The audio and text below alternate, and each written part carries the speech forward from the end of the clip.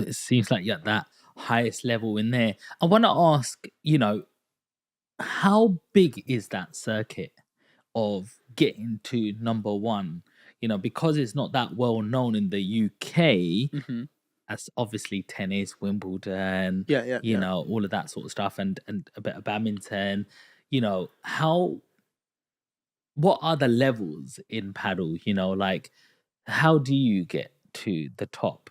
Is it like, hey, there's not that many people here, so I can get to the top very easily? I Um, can choose these three sports, and I'll choose that one because I could probably become a world champion in that.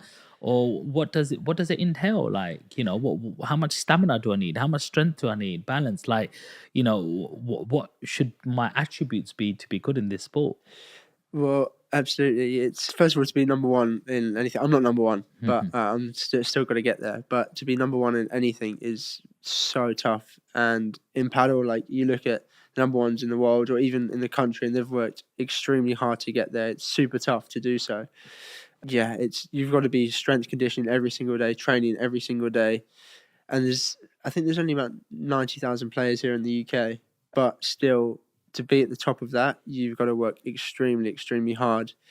Obviously, there's just many more participants, say, in tennis, but I think by the end of the decade, there'll be more paddle players than tennis players in the UK. Really? Yeah, like for sure. Like it's a lot easier to grasp because the racket's smaller, so the hand-eye coordination, the skill is not that high, not as high as tennis.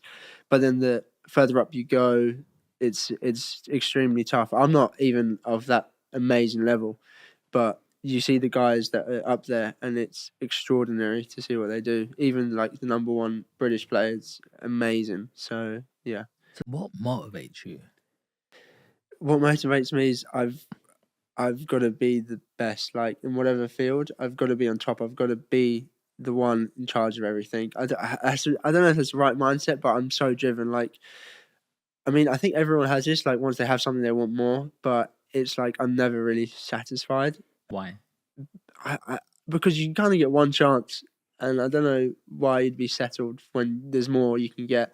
Yes, it's a bit selfish, but I feel like you're here once, and kind of I've seen how close my dad was when he had his illness. I was like, what, and that's it, and that was kind of scary. And my mum's had numerous amount of she had a stroke a few months ago, Sorry to hear that. uh, and so many back operations, etc.